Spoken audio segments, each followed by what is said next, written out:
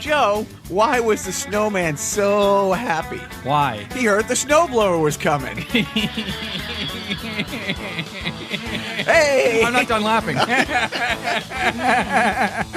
Okay, go. Hey, everybody. Welcome to Carnival Personnel. I'm Jacques. I'm Joe. And we have a very special guest today, all the way from that shithole Canada via the shithole Japan, our friend Biff.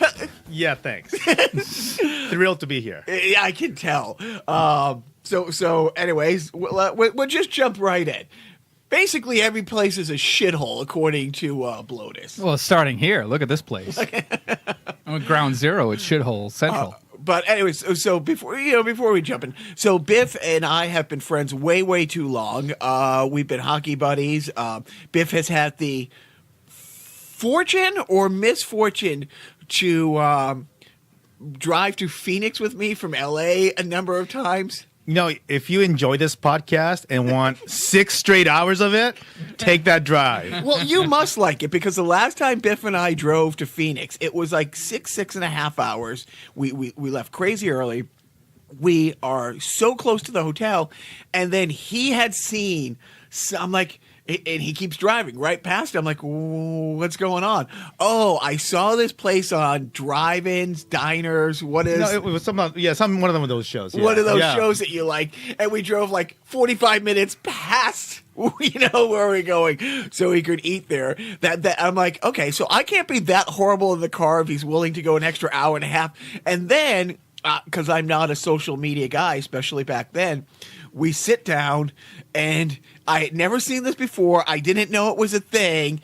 And Biff starts taking pictures of his food. I'm like, what the fuck are you doing? Oh, on Facebook, there's a group of us that when we go to different kinds of restaurants, we take pictures of what we eat. And I'm like, wow. Yeah. You're just behind the times, man. No, it wasn't. It truly, it wasn't that he was doing anything weird because I guess that's the thing. It's actually kind of brutal getting this disparaging remarks from, based on your living habits, but okay. No, I'm not saying it. I'm Yeah. How many bags of Doritos would you post on your Instagram account, Jacques? If you... I'm not a big Dorito guy. I'm sorry. Who? A burrito guy. Right, there you go. Now you're talking. No, but it was funny. It was the first time I had seen that. It always stuck with me. And then I'm like, oh, the funny thing is when I told people, oh, we went to this restaurant from the show, how many of my friends were like, oh, how was it? I saw that place. And I'm like, okay, so I knew I was behind the times, but I didn't realize people did this on social media. I didn't realize this was a real big show that people watched, but it was one of those things. I'm like, oh, so I'm the weird one because I didn't know all this. That's the Guy Fieri show, the diners, drive-ins, and dives. And the funny thing is that dude really annoys me. But wait, you're the only one. Okay. I know it's amazing, right? Because there's no ongoing Seth Meyers jokes about it or anything like that. Yeah, but yeah, we Biff and I, have a mutual friend who's in TV development, and his production company just partnered with Guy Fieri's company. This is Faraci. Okay. They pitched 6 Guy Fieri shows. Guy Fieri is doing so much with their production company, Levity, that they decided, okay, it's costing us so much money to use these production facilities. Why don't we just partner? They pitched 6 shows of his for next season. All 6 got picked up. Wow. Yeah. Nice. And it's one of those things. It's like here on sports radio, they make fun of. A couple years ago, somehow they got a fake interview, like the Toucher and Rich, the sports guys, had a fake interview, and they thought he was calling some morning some like a Kiss 108 morning zoo thing. kind of show. And they were completely bagging on him, and he didn't get it, and he thought they were the coolest guys ever. My God. They're and then it's about a half hour later, his publicist called. But years later, they met him at a Super Bowl, and they're like, oh my God, we met him? Nicest guy ever, and now we feel like such douches, and they've actually become friends. I know. I don't doubt it. It's just we mock that which we don't understand, which is why we're constantly mocked. I wish somebody would mock us on Facebook or Twitter. Well, I actually have a fundamentally food-based reason for being annoyed at him, but on this podcast, No, let's hear it. Let's hear it. Well, if you have watched this show, you realize that the dude will not eat eggs. Like, he goes bananas when people like they have those, kind of runny eggs that go over food, and that's a common thing. And it's like, how do you have a show that has the word, diner and not eat eggs? Right. So he doesn't eat eggs personally himself on anything. Right. So they have these, items that have eggs or like soft cooked eggs. And, the thing is to kind of crack it open. Huh. Yeah. Keep that thing off. I don't want to eat it the way it's supposed to be eaten. What if he has a legitimate, fatal allergic reaction to eggs? Yeah, Well, right. Wouldn't that be all the more the Rating. reason? That's Never right, mind. exactly. I'm sorry. Final episode. But I can only do this trick once. Is that like the, whatchamacallit, the Australian, the crocodile hunter guy? Oh, Yeah, kind of like that. Yeah, little Steve Irwin. Yeah. Oh my. Was that too soon? Yeah, too okay. soon. no, so I'm offended. Finally, somebody offended me on this podcast. completely being off topic. A little while ago, I did one of my favorite jokes, and Biff has jumped in. So, unfortunately, Biff, our friend John, and I have done so much of the same routine for 20 some years. We work well together, especially on the road. My impression of John Kennedy, for instance. One day I'm like, I'm going to do my impression of Kennedy. And I, fold my arms, pretend I'm in a casket. And Biff was like, no, Bobby Kennedy. Right. And everyone's like, okay, Jacques' horrible, but I didn't know Biff was as bad. So, recently, I did that to my boys. It's like, they were talking about my dad. I'm like, hey, you want to see an impression of my dad? And I did that. And both my boys are like, that's really funny, but that's... And I'm like, you want to know my dad's last words? I'm like, what? I'm like, and they thought that was the best. So flash forward a couple weeks, till the other day, it's just me and them, and we're sitting at a light. And my oldest one says, oh, you want to see my impression of Papa in a few years? And he does that. And his brother and I, we think that's hysterical. He goes, you want to know what his last words are going to be? I said, no, my last words are going to be, squishy don't do. Anyways, so I wanted to Let's not talk about offensive things. Let's move on to something. So I wanted to have Biff on because A, he's in town. The problem with having Biff on cuts our listenership in half. Actually, it should double it. He'd want to listen to it twice. There you go. Because he's also a narcissist, I'm imagining. Yeah, I definitely want to recall this entire conversation again. Right. Who wouldn't want to relive this? And so one of the great things when Biff and I would take these crazy drives, Biff truly, having been born and raised in Japan, then lived in Canada, then lived in Hawaii, has traveled all over the world. It's nice to have somebody else there's lots of times, whether it's a sports thing or whether it's a political thing, it's like, okay, well, without being, okay, you're MSNBC, here's a Fox News sider. It's like, okay, well, here's kind of how somebody who isn't a citizen here but lives here and feels and and a lots of times I get talked off the ledge by him and a voice of wiser reason, but he's in town, so we asked him to come on. So belated thank you for being here. My pleasure. And why would you want to come back to America? What brought you back? Obviously, it must be business. No. Listen, I love the country. There's no other place that has this many NHL games that I have access to. So, among other things, Canada has a few teams, but what can I say? Well, it's funny. This isn't on the talking points, and we usually talk sports later. Really quickly, do you have less of an interest in the Olympics because no NHL? I don't know that I do. Listen, for the last, I don't know how many Olympic cycles, the only sport that I watched was ice hockey anyway, and I'll still watch it. It doesn't change it. So in that sense, and I think it's great to have some guys who kind of were under the radar or obviously for the last 20 years have been passed over because the pros have been going. So, the guys are going to care.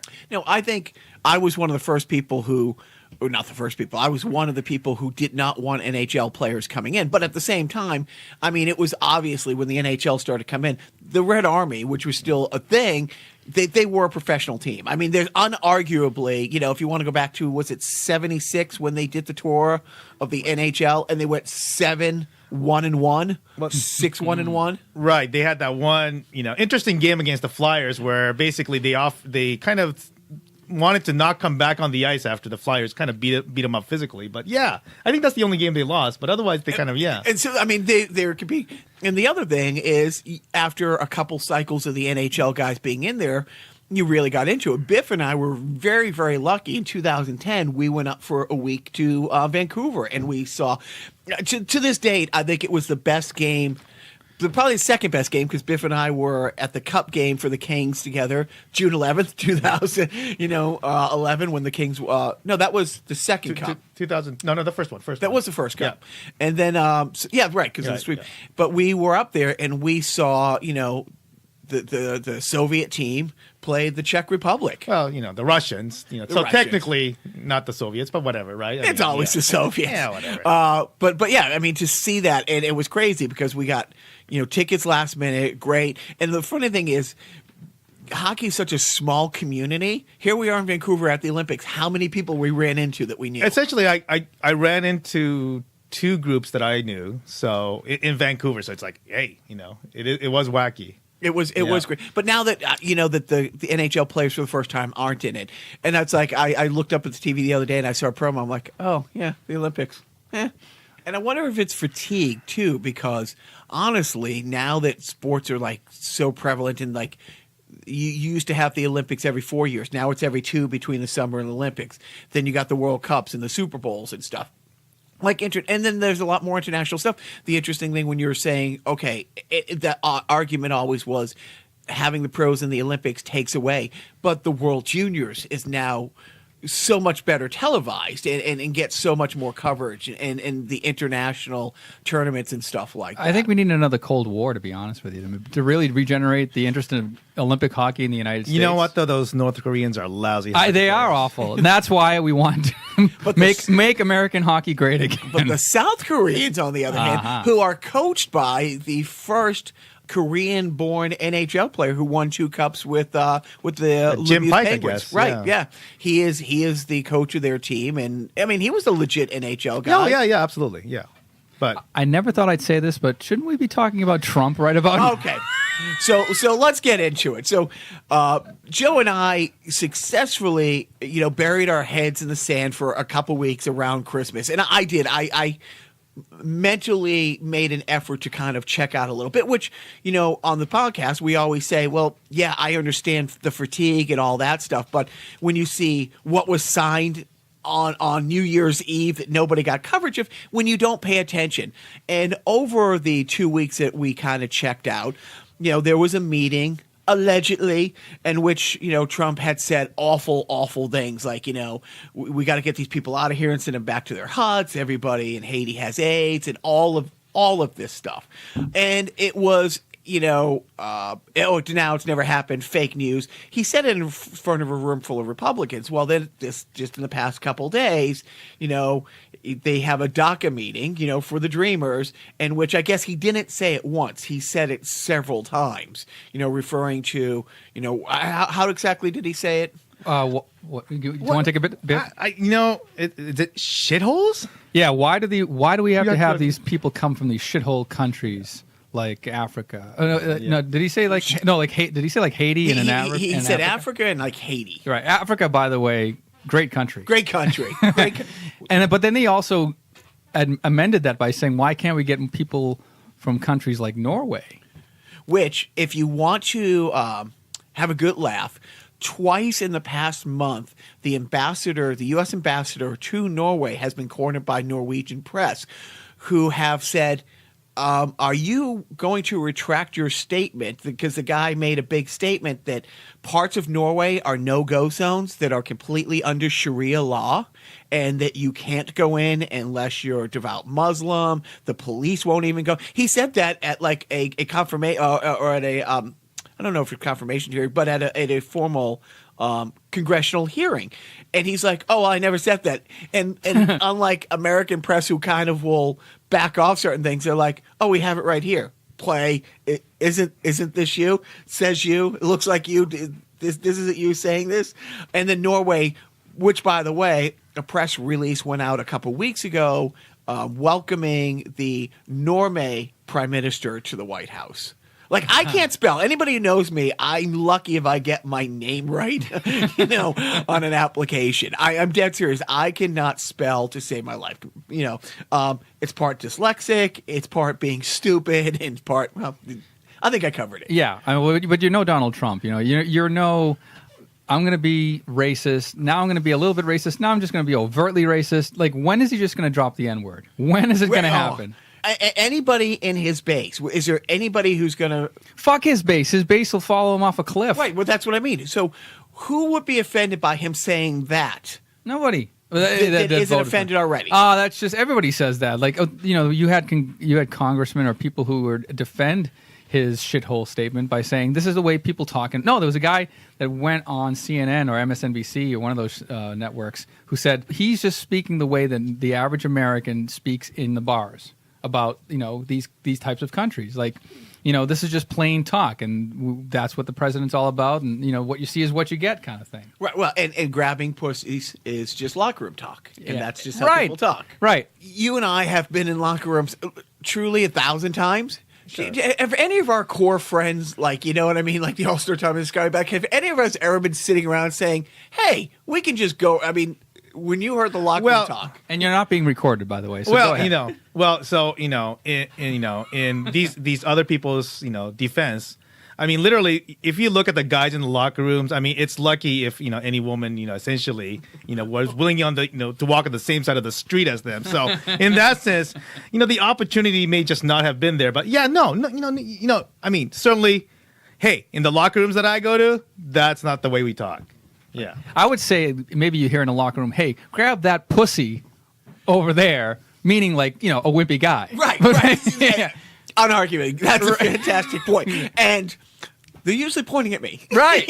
And I was pointing at you during the example. So, yeah, thanks for picking that up. So Biff still has a brother who lives in Japan. And do you follow, like, Japanese press? How do they cover him? How does a guy on the street in Japan feel? Yeah, it's not, Trump is not necessarily at the forefront as far as I can tell. I do keep in touch with the Japanese language news program as much as I can. So actually, they really care about things like these. There's been this awful scandal involving two sumo wrestlers that's been occupying the Japanese media for about a month and a half, and that's what's important to them. So it's really, unless there's a North Korean missile, Trump is, and definitely they've mentioned it, but it's kind of like in that, 12-minute portion of a 60-minute news show. So it's like a lot like the United States. If it has nothing to do with their country, it doesn't make the top headline. I remember somebody saying that George W. had to be the biggest fan ever of Paris Hilton and Lindsay Lohan, because it was almost like clockwork. He would do the unthinkable, or he would say something along the lines, these shitholes, stuff like that. Lindsay Lohan getting on the 101, driving the wrong way, or Paris Hilton's skill that would come by. So there's nothing new that I can say about, how awful it is that the president might say this. But at the heart of it is that we actually had something that was kind of bipartisan, right? It was supposed to be 3 Republicans, 3 Democrats walk into the president's office, pretty much based on, I think, his direction to provide a bipartisan, solution. And it's just kind of, I think the heart of the conversation to me is that, well, we seem to have a proposal on the table, and then essentially it kind of blew up, and now we're back to, square one or maybe further back. So I think, to me, like, and it's so easy to gravitate towards the Trump, but at the heart of it was, hey, everybody's saying we need some kind of immigration reform. This was supposed to be the first step. It was bipartisan. Where is it now? I mean, but that's just the way Trump is. He can't help it. Like you're talking about immigration. Immigration triggers something in his brain, and if he's the head of a meeting, he's got to say something about what he thinks about immigration. And then he just had no filter. He said, "Why can't we bring in people from countries like Norway? Why can't we have more of those?" And by the way, what do those people look like? I'm a little lost. More brown. No, they're kind of a black. Right. Wait, they look like me. Right. If there was a master race, would you say that they would be a candidate for said race? They'd be under certain people's purviews. So Biff, you just mentioned it. It's kind of a thrown away thing in the news here. A true penis-sized, my button's bigger than yours with Kim Jong-un going back and forth.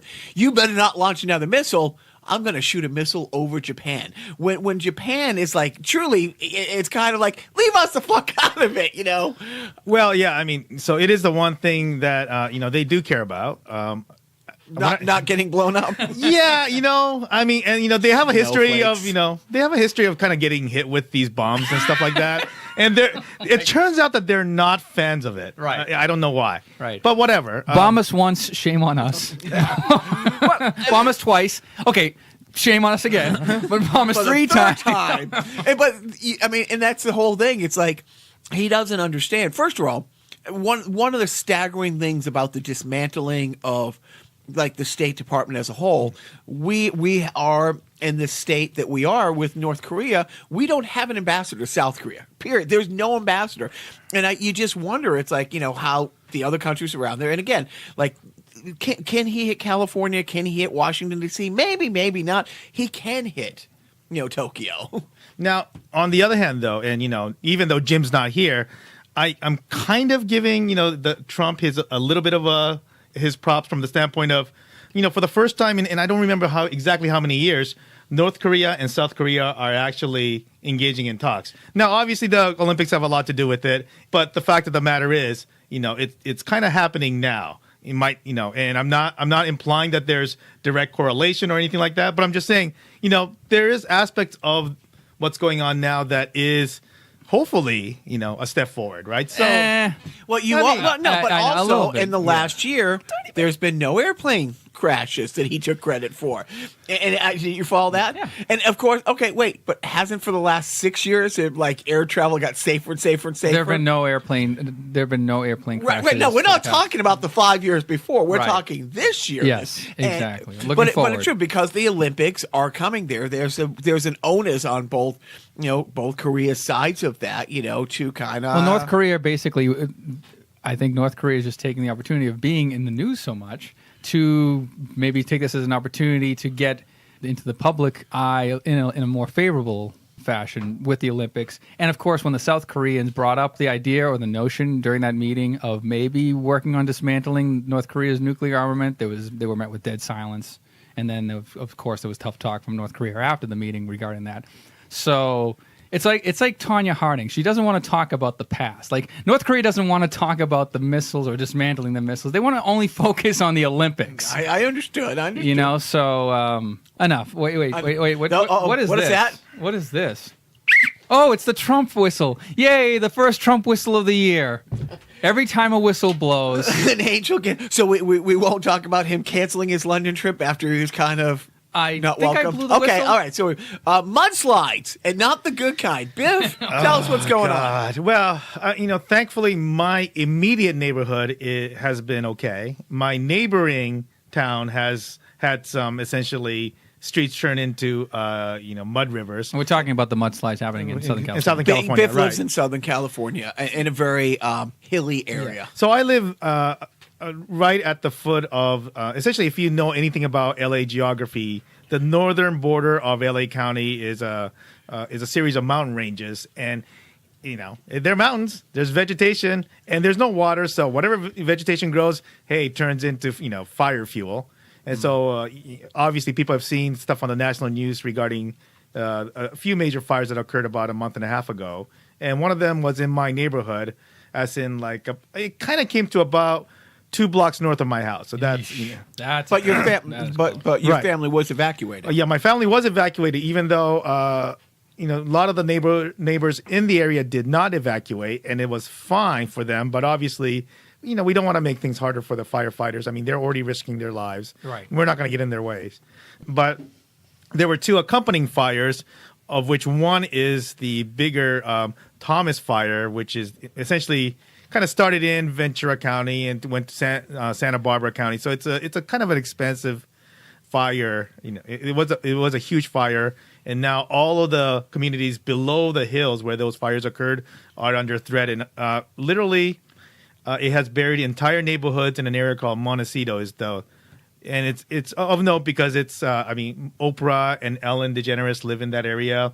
I do have a friend who lives in the area, and to date, his house is okay. Apparently, the yard is a bit of a mess, but there's no infrastructure there now because everything's been wiped out. So they're saying at least 2 weeks till power and water and everything else is restored in that area. But I mean, if you can imagine essentially, if you have a wall of mud and water and whatever other debris coming down an entire neighborhood, it's just going to knock everything down. And then the mudslides were caused. Basically, it's a 1-2 punch. You had the fires, Yep. and then you had this torrential rain coming in about 2 weeks later, and just hitting all these decimated lands just created all these mudslides. And I mean, there's still there's still 40 people missing. Absolutely, over yeah. a dozen Yep. confirmed dead. Yep. It's crazy.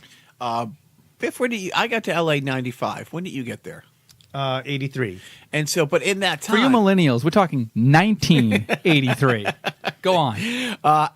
In my 20 plus years here, I'm going to say at least 3 times this exact same cycle has happened where there's been a devastating fire, like, the worst fires on record, followed by the predictable rains, followed by, and what's crazy, I remember when I first went out to visit there, if you drive, there's certain places where you go, be it the Hollywood Hills or out in Malibu, or where, I lived in Playa for like the last 7 years.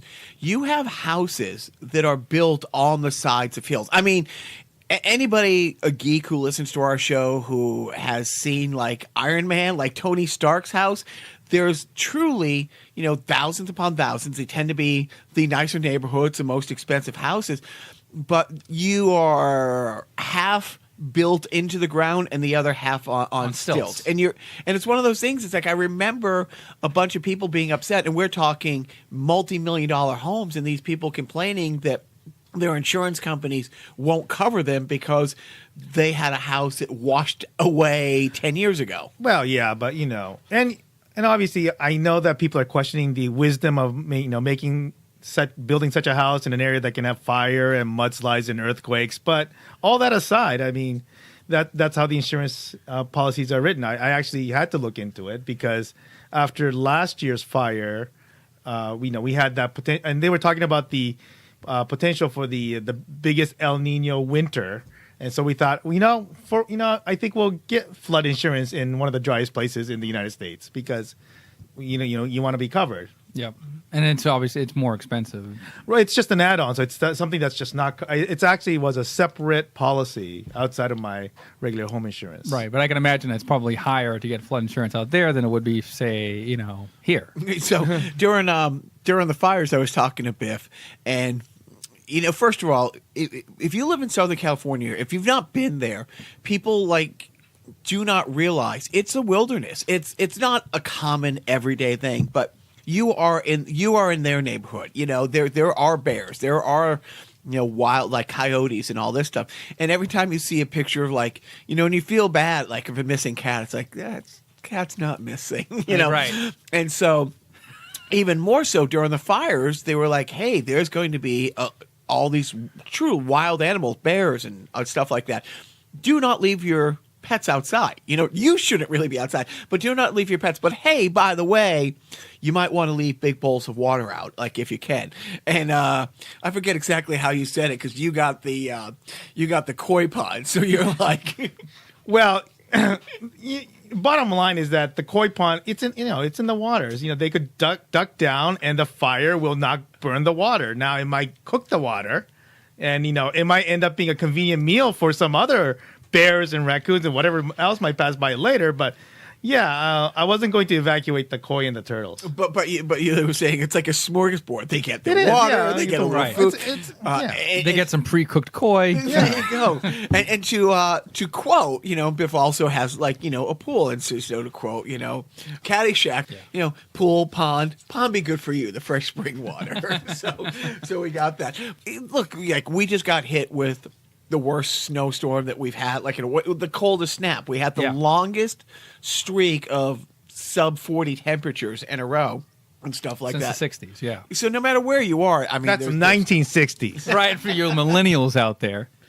So one of the other fun things, talking with Biff all these years is he's not a anti-Patriot guy, but he's a Steelers fan, But Joe and I, a few weeks ago, we did a long talk about countdown to hating Tom Brady. And it's funny. It's like I've always, I won't get into the whole Peyton Manning thing. But by the way, I just want to mention that the rest of the country has already counted down to hating Tom Brady. No, I get, and look, and it's getting more and more clear. And who Who does Peyton Manning advertise for? Like, name the two biggest things he advertises for. Nationwide, and did he do Papa John's? He is Papa John's. Like, he owns like 50 Papa John's. I feel really stupid because I had to ask. Do you know anybody, Biff, who doesn't have insurance or eats pizza? Well, yeah, sure. Isn't that why we have all this insurance? I'm sorry, we're talking about a different kind of insurance. Babies. Never mind. Right, but Infants. Yeah. But now on the other hand, Tom Brady advertises Aston Martins and Uggs. He just released an app last week, like a fitness app, a fitness tracker app that cost $200 for the app. Wow. So Peyton Manning is selling pizzas. Sometimes you can get a phone for less than $200. Right. It's like, and so we were talking about that because just before the season started, there were billboards around Boston, Biff. Tony Robbins was coming to town, and Tom Brady was one of the guest speakers. And it's like, so we were talking about that and this whole TB12 thing. It's like, oh man, within 3 or 4 years of retiring, we're all going to be like, oh my God, thank you, greatest quarterback ever. Can you shut the fuck up now? Talk about separating the artist from the art. And the thing is, I assume, Peyton Manning, rich white guy from the South, probably leans a little different than me. I've never heard his political beliefs. Right. Nor should you. Never seen him wear a candidate's hat. Yep. But in the past week, it came out. Have you followed the story? And as a Steeler fan, Yeah, are which you story? happy? The story that's in his head that no, he's not no, telling you about? the biggest story in sports, like nationwide, like you can't turn. You're talking on. about that trainer thing? No. No, that was a few weeks Yeah. ago. A story just came out this week, and it was the writer's name is Wickersham from ESPN, and every ESPN show's been about it. The national shows have been about it. A big article came out that says Kraft crossed a red line because the one promise that the reason he lost Bill Parcells back in '96 is player personnel decisions, and that he made Bill Belichick get rid of Garoppolo. And then on the other side of the coin, it comes out that it's like, well, there were these other teams that offered more for Garoppolo, but that Bill Belichick sent him to San Francisco because he was going to be, and if you saw the press conference, Belichick doesn't say anything nice about anybody unless he retired. He was gushing about that the San Francisco are getting a great quarterback. I met with him every week. They have a really good coach. And everyone's like, Belichick, and then Cleveland, of all people, have been coming out this past week saying the day before, 2 days before the trade, because the trade deadline was on October 30th, we called. They wouldn't even take the call. We're not open for business. Do not call us.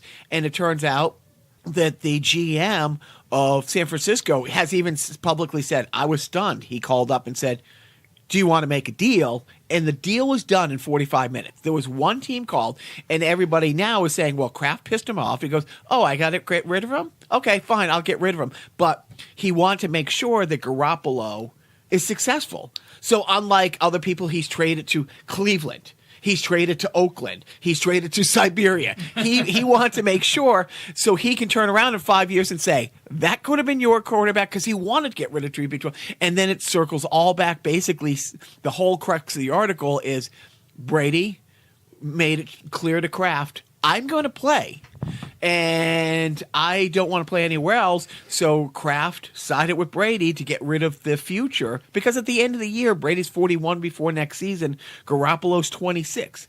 And is great if Brady will probably win the MVP trophy this year. We know that they crushed Tennessee in the playoffs yesterday on their way to hopefully another Super Bowl, but he's still 41. And if you get 2-3 more great years out of Brady, do you want 3 B+ A- years of Brady or 10 B+ years of Jimmy Garoppolo? So anyway, so that's been the big thing. And now the fear has gone, okay, we have no backup quarterback.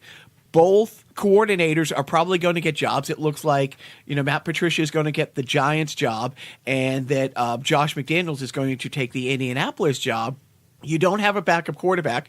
Tom Brady's 41, and now the talk is the Giants haven't officially hired anybody. That's all. Giants radio is all about it. Yeah, well, I mean, but part of the problem with the Giants is that Belichick would want the GM job, and the one job that they did hire was a GM, right? But the Mara family turn around instantly and say, "Thanks, we're going to pay you out. He's our GM." That wouldn't surprise me one bit. But what I can tell you is, you know what? This is at this point all speculation, and as a Steeler fan, there is nothing less than what I'd like than like wanting to see something like this, because when it comes down to it, I don't think any coach creates adversity or, negative press into an advantage the way Belichick does. I mean, I just don't think anybody else does. And from that sense, I think that's, as long as Brady's healthy for the rest of the Super Bowl, the Super Bowl run, I just don't, see how having this situation is good news for anybody, with the exception of Patriots fans. Yeah, you guys might be worried, but you know what? What's going to happen is going to happen. What I can tell you is, as a fan of an opposing team, this scares the shit out of me. Well, okay, think about, so over the next couple of years, as a Steeler fan, would you rather see Brady go or Belichick go? I would rather see Belichick go, no question. I mean, that's a no-brainer. Yeah. And now that there is no backup, Brady, they have to keep Brady. But can Belichick? This was a one line in the sand that the Crafts promised they would never cross. No, and I get it. But once again, everything that you're talking about is speculative, right? I mean, nothing has happened yet, and if it happens, you could point back to that moment and said, you know what, it's that Jimmy Garoppolo trade that that screwed the Patriots. So yeah, so I totally agree about the potential future, but in the end, it's kind of like, once again, it's a distraction. I mean, we're in the middle of a playoff season. It's like, I think that's the thing that really matters. And have you followed this? Another very unpatriot-like thing. Talk about douchey. It came out this week, and please jump in if you can remember the guy's name. It's a pretty known director. There is a new documentary that starts airing on Facebook in 2 weeks. It comes out in between the AFC, in between the conference championship game and the Super Bowl, a new documentary called Tom vs. Time. And if you've heard the clips of it, it's like, well, here's the other thing. Now Tom Brady cannot not play till he's 45 years old. His entire business model of the TB12 is he's going to play till he's 45, and he's been saying it for a couple of years. Now that he's actually putting a documentary out there, and they keep playing the clips, and it's like I said, we were worried about 3 or 4 years after he retires. So if I'm looking at the article now, it's apparently a 6-episode documentary created by filmmaker Gotham Chopra. Great name. Right. Never heard of him. But he's the son of a famous director, Chopra. And son of Deepak Chopra? You're right. Yes, that is. Chopra. Okay, well, Deepak Chopra is... I thought you were going to think, Frank Chopra, who directed It's a Wonderful Life. Frank Capra was a tech where I went to school, Caltech. Oh, awesome. Amazingly enough. But so that's the douchiness thing. And last week he releases a $200 fitness app. I mean, he's selling like crazy, like I think it's like $500 to buy his special pajamas, and he sells Mac. I mean, he's selling to the 1%ers. Peyton's out there, selling pizzas to everybody. And that's the thing. It's like, okay, so how unpatriot-like is it that we mock like Antonio Brown last year on Facebook Live in the locker room after the divisional round game, but yet here's Tom Brady having a documentary come out in the middle of a playoff run called Tom vs. Time, and you hear it, and he's been more... If you were to put Tom Brady versus Time, who would win in said matchup? Who's driving the bus? Right? Yeah. Who's Father Time? 600-4. Right. And now, as a Steeler fan, what are your predictions for the AFC conference? I mean, despite their loss earlier in the season, and despite the fact that the Steelers, they do have a history of losing twice in the same season to the Jaguars at home, I still think it's Patriots Steelers championship. Does Harris have any impact on the game?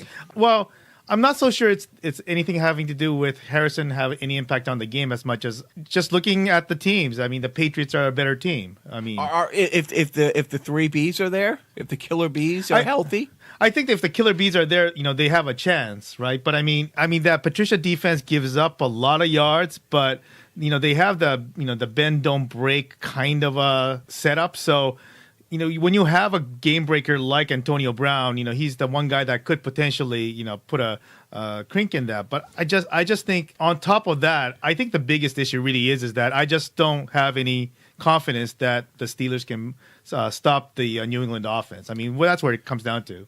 Yes or no, would it have any impact on the game if, like I've been saying, James Harris is standing on the sideline with a big binder that clearly has a label that says "Not Steeler Playbook," and just keeps doing nothing except going over, talking in Matt Patricia's ear and pointing at different things, not actually saying it. Because Tomlinson, we're already in his head. I mean, look, I can't speak for the Steelers, right? But I think that given Sure, that you can. I speak for the Patriots. Yeah, but you're an idiot.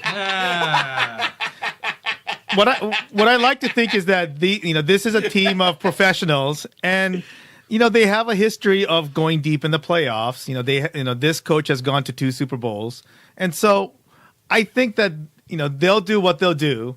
And if they're worried about Harrison having the the playbook and whatever, they might do whatever they're going to do to try to put in some deception into that. Whatever the case may be, in the end, they know where he is. They know that he could provide them whatever insight that he has. So in that sense, the fact that he's doing something for show, I don't think it matters. I mean, they fully understand that whatever knowledge that he has is now, Patriots property. And that's the way it is. Well, guys, this has sure been a fun podcast. And you know what? We're just in the middle of it.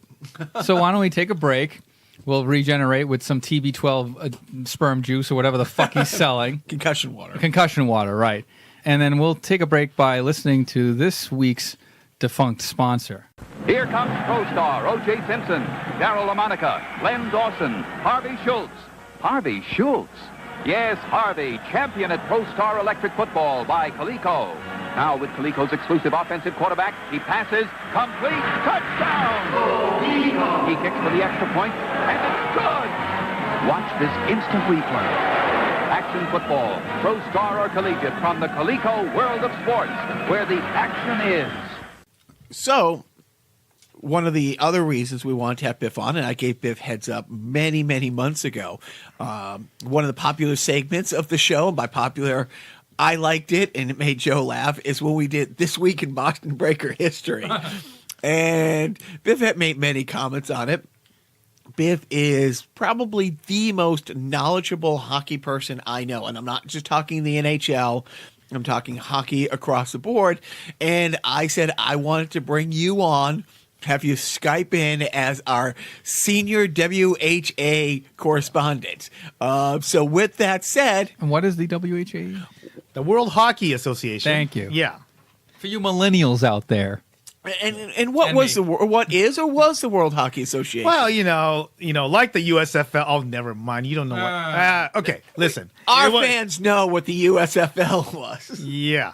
Anyway, it was a renegade a league that tried to compete with the NHL, and it didn't survive. But it actually, to this day, there are legacies of that league. There's a couple of teams whose roots are with these old WHA team, where they literally merged WHA teams into the NHL. Six teams came over. It was so it was the Oilers, the Whalers, the Jets, the Nordiques, and the Nordiques. I think those were just 4. I thought those were the 4. Let's see. I'm looking online. Okay. Look at my crystal ball here. The Edmonton Oilers, the Whalers, the Quebec Nordiques, the Cincinnati Stingers, the Houston Aeros, and the Winnipeg Jets. Oh, interesting.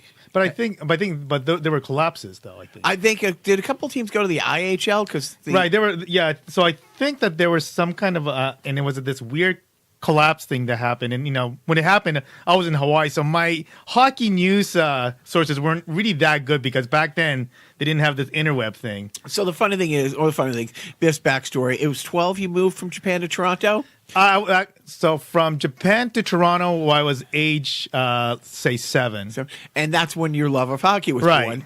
And then his parents decided, or no, your dad got transferred. Right. It's like he falls in love with hockey and then gets moved to Hawaii. Yeah. Where there is no ice. No. Well, there are, but they're in glasses. Right. Yeah, exactly. And they're delicious. They're delicious. Those mudslides are fantastic. All right, so... and my love of the WHA, I was always a Whaler fan. I started off as a New England Whaler. I have the first program from their first game. It's when the House... Was that the first time the House played together? Did they play in Houston? Well, they started off in Houston. They did. And then yeah. Okay, and then they wound up with Hartford together. I don't know. Did they start off in Hartford? Were the Whalers always in Hartford? Or Well, they were called the New England Whalers. So I don't remember where they played. Yeah, I think they did play in Hartford, but I can't remember the reason for the name change. And was it the AFCO Cup? Was that the AFCO? Yeah, that was their AFCO, Stanley yeah. Cup. And one of the interesting things, about it, and like the USFL, the funny thing is they had money, and the USFL could have been successful. We've talked about that before. The WHA also opened up the checkbook. Derek Sanderson was the first big absolutely, signing. yeah, and they clearly became a threat to the NHL. Yvonne Cornway went there, and obviously Gordie Howe, who retired and came back out of retirement to play. Gretzky started his career. Right, he was bought, and Pacers. Yeah, Indiana Pacers. Yeah. Racers. Racers. Great story is he's 17 and he technically has to be enrolled in high school, and so he shows up. He's enrolled. He goes to like one day of school, like 3 weeks into it, and the principal's like, "You better take your education seriously." He just had to be enrolled because he was living in the States and all these guys. He's a professional hockey player in the league, but also Jerry Cheevers jumped over. Absolutely, yeah. The Cheevers, there was like 4 or 5 of the Bruins who won the cup in '72 who ended up going. I want to say it was down to Philadelphia. Pie McKenzie was one of them. For some reason, I thought that Cheevers played for the Cougars, but I can't remember which team the Cougars were. And you saw a game. I've seen a few games, and not only did I see a few games, I also saw in 1974 they had the Canada Soviet series, in which I saw the WHA All Stars. So I've seen a few games. But what was the Toronto? Was it a Toronto team? There was a Toronto Toros team. So getting into even though the Maple Leafs were an awful team back then, you still couldn't get in. But I did manage to get into a WHA game, and it was a great, one of my favorite childhood memories, where it's like my first hockey game, and my dad was too busy, so one of his staff took me to the game, and then like in the second period, a goalie makes a save. Puck comes over the netting, or not, there was no netting, the glass at the time, and hits me square in the face. And I get a bloody nose. I don't get a puck. And then, of course, the guy that's with me freaks out because his boss's kid just got hit in the face with a puck. And so we go home. So it's like I didn't even get to see the whole game.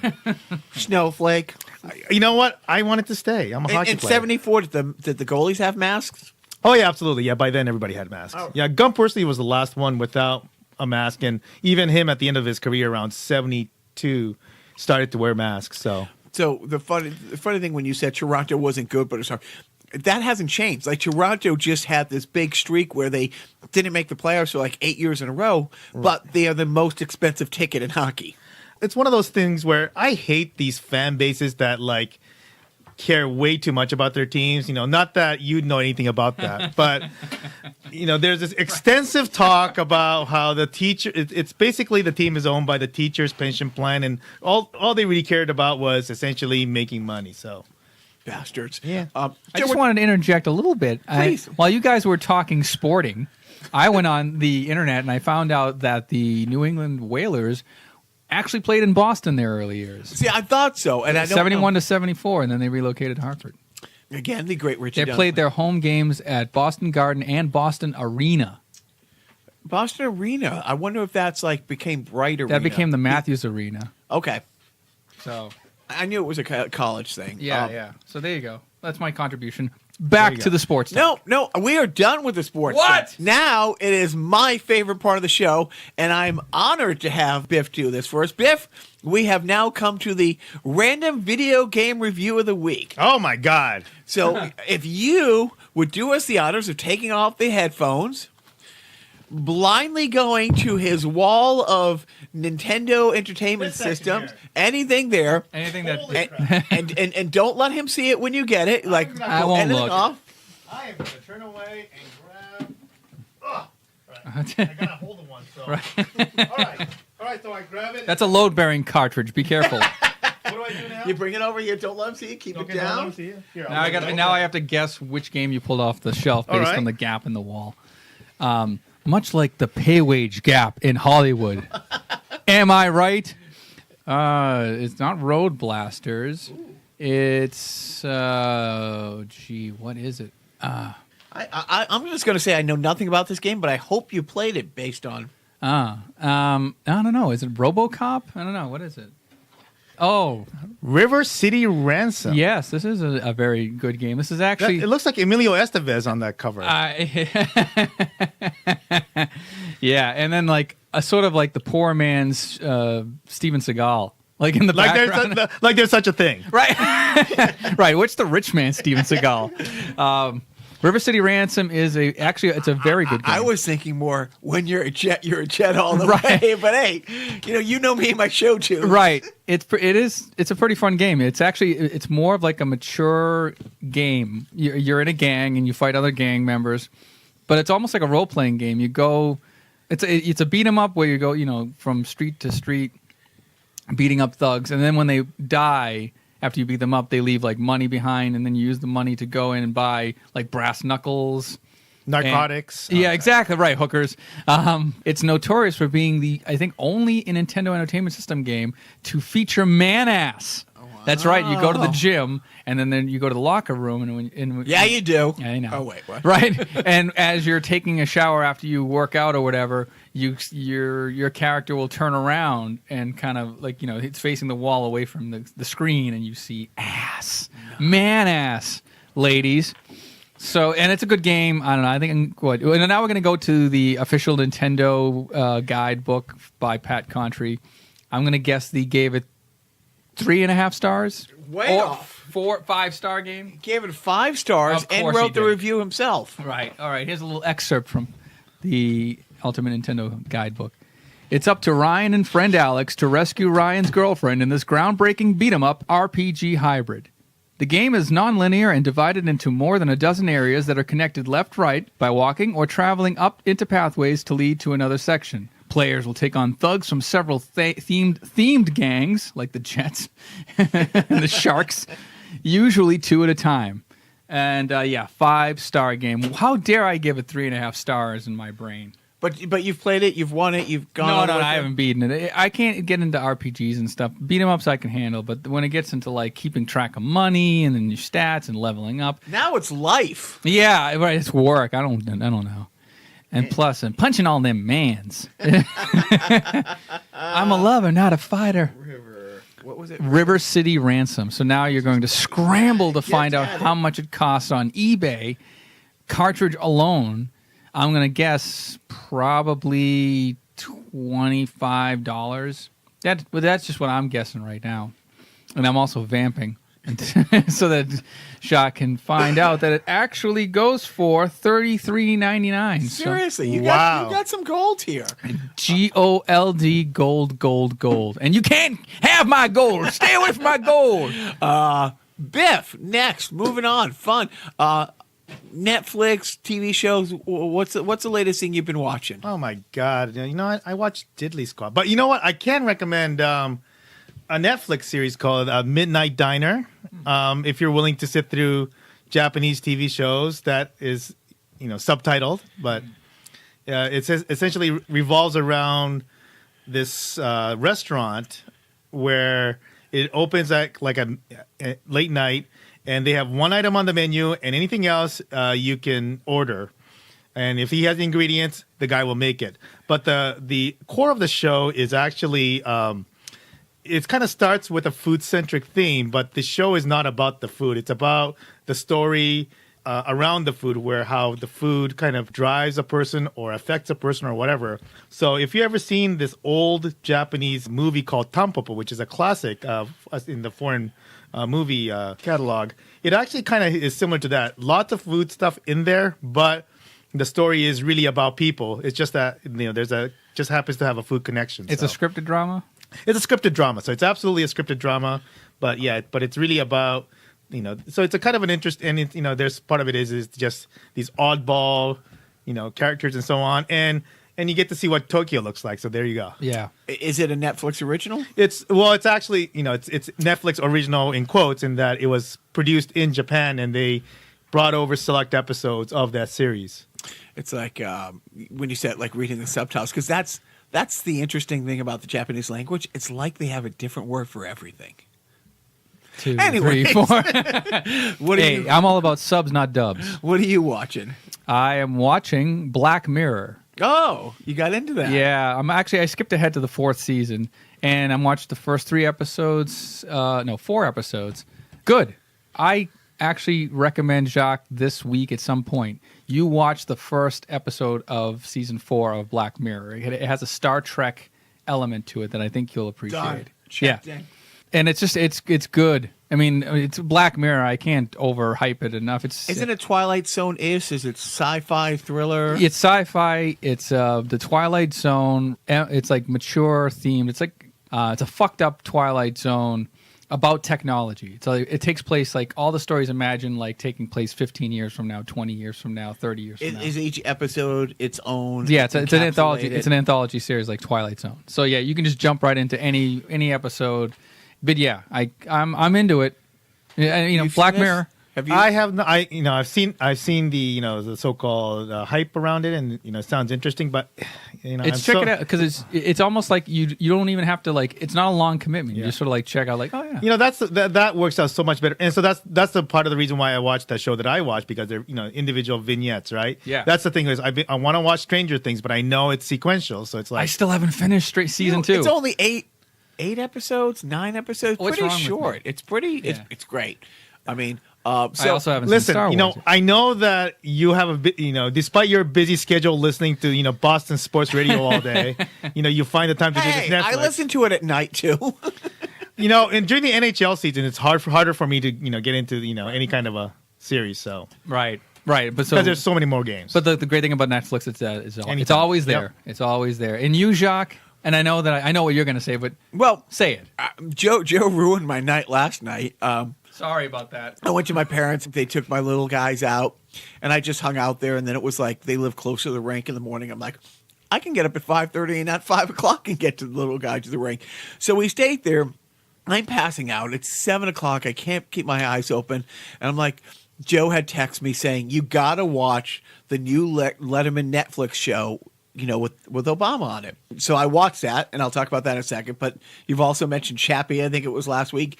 And a couple weeks before that, you mentioned Jim and Andy, or Andy and Jim, the documentary. I'm like, okay, fine. I'm just going to watch the first 10, 15 minutes of this, like 2 hours later. I'm Yeah. like, midnight. I'm like, curse you. But Joe recommended Letterman's new show. And it's called My Next Guest Needs No Introduction. It's no nonsense. It's like, well, it's Letterman being funny, but there's no big sets, there's no props, there's no band. It's him sitting there with his guest, and his first guest was Barack Hussein Obama, The president, the 44th president of the United States. and I had texted Joe. All kidding aside, because everything I sound says so sarcastic. Truly, when he said that, and he kept referring to him as Mr. President, it's. I'm an Obama fan. I always was. Politically, I liked 70% of his policy, 75% of his policy. There's a lot of things I didn't like, but man, Yeah, you listen to him talk, and he speaks intelligently, and he's like, honestly, this guy's like a learned guy. He's a true leader.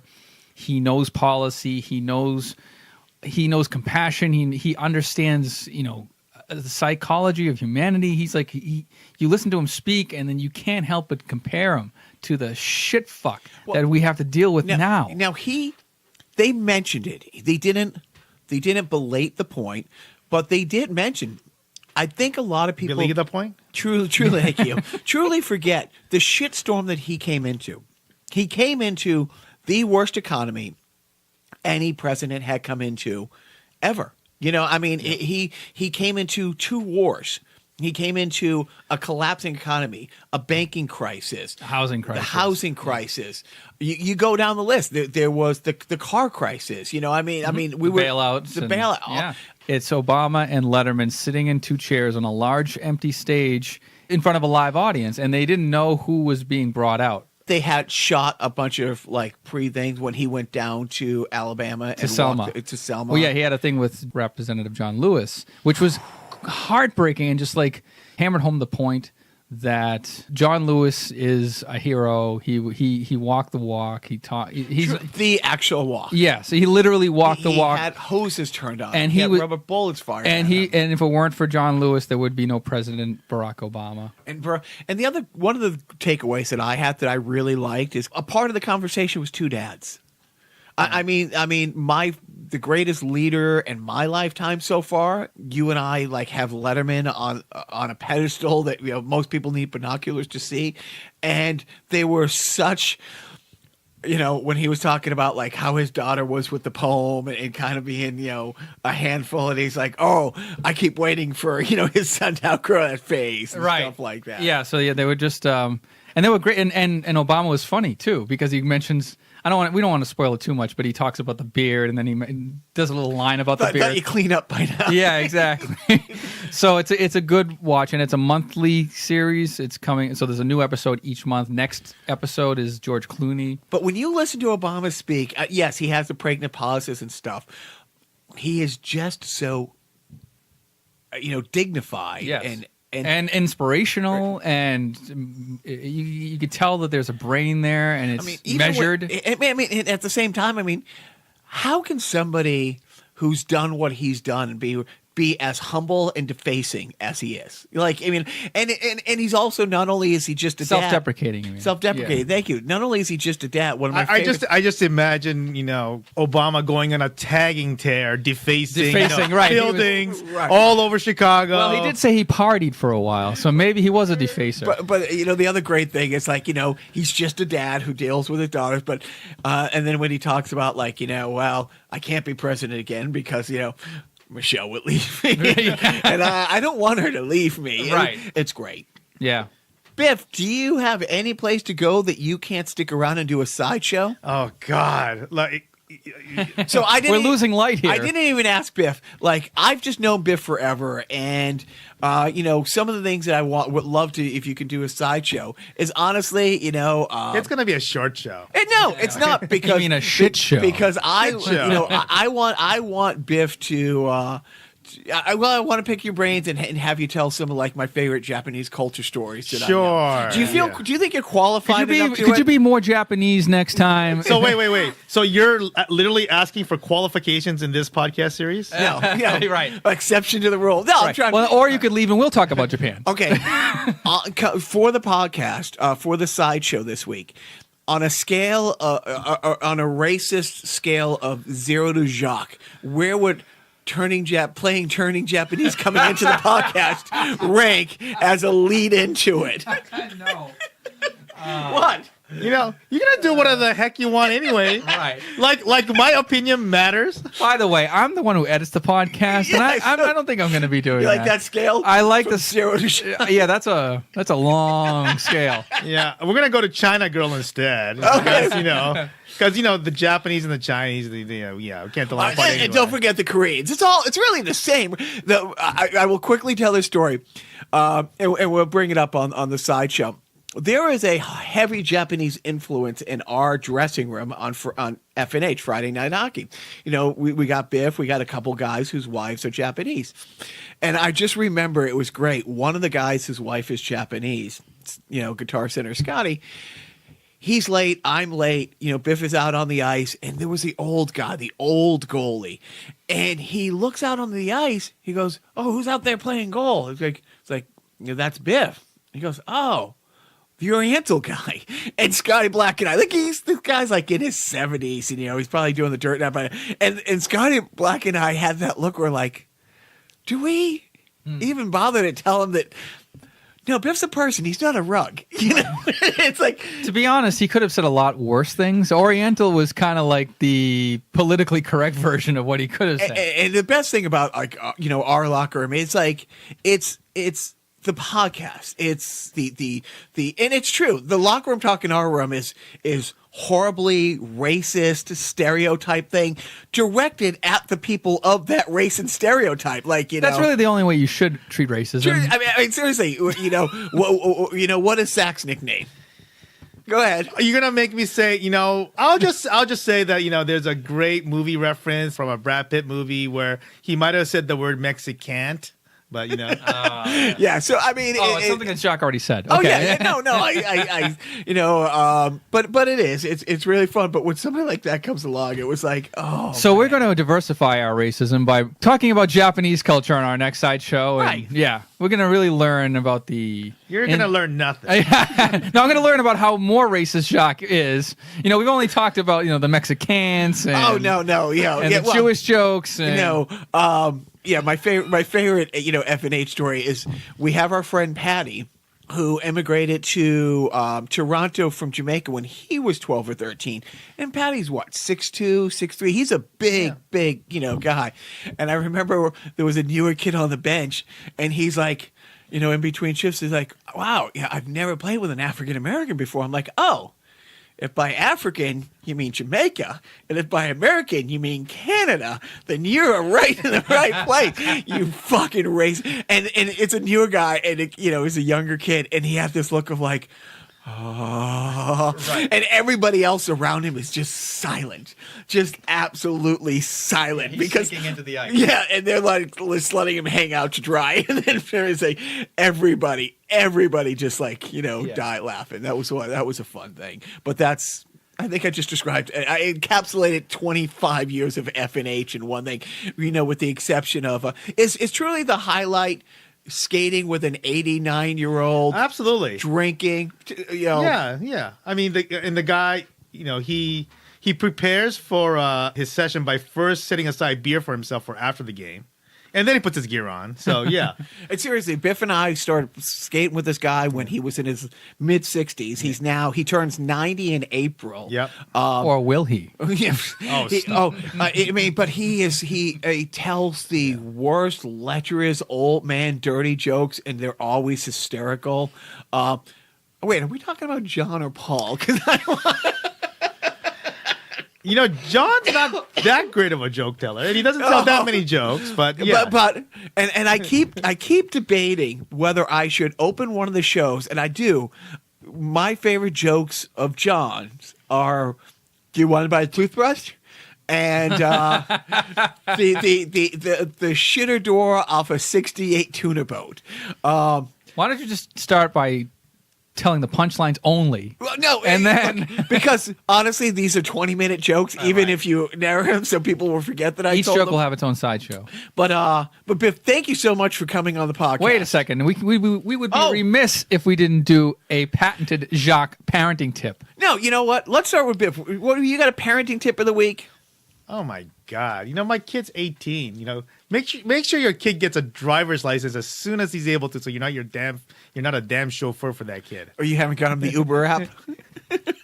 Actually, I'm going to take that to heart because my son is turning 18 this month, and he don't drive. He's afraid of cars. See, on the other hand, I am seriously worried about my 7-year-old. I guarantee you, but before my 7-year-old is 12, he will drive a car without permission from either of his parents. Am I wrong? You know him pretty well. And hopefully it'll be your car. It would be, yeah, exactly. Okay, so here's my That's shocking because I'm sure those kinds of tendencies are not at all in your genetics. Right, then none of that's hereditary. Oh, it's great when these stories come out because when it snowed last week, it was perfect.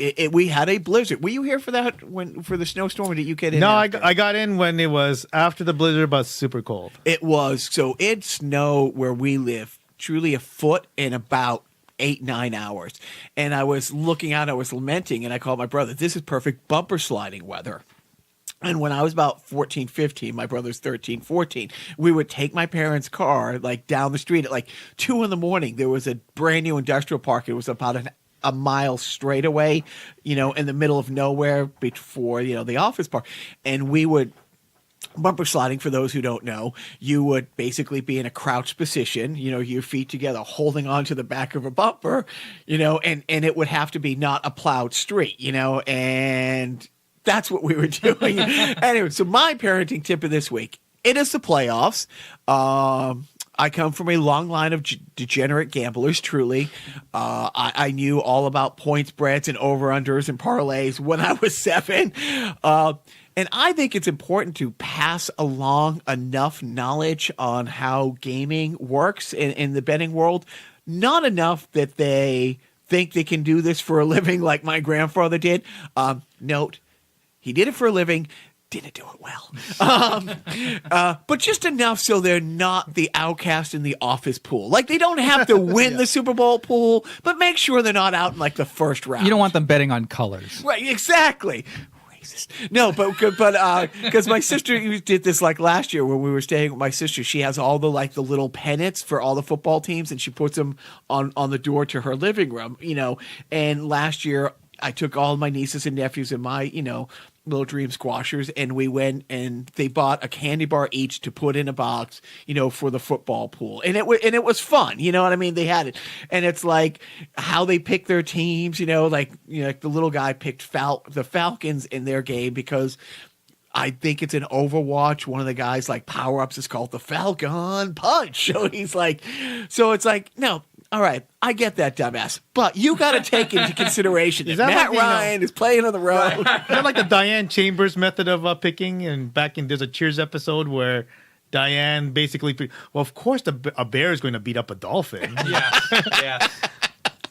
Oh, is she wrong? Well, you know, I mean, that was the gist of the episode, right? She does these crazy things and all her predictions come true because, you know, it is a scripted TV show. Right. And What? That's sacrilege. You realize what city you're in the shadow of, sir? By that logic, all Bills should be the biggest pussies in the world. Exactly. Oh, man. But now back to Biff. Thank you for coming in. Everybody at F&H who's listening, you know, you want to fly to Boston and be on the show? Because Biff came here for one and only reason, to be on the podcast. Am I right? Yes, I came to Joe's house. Right, yeah. for one singular reason. Well, that's why we have the couch down here in the basement, not because of just casting, but, you know, if you want to crash. Hashtag me too. Right. What else do you have to say? Do not forget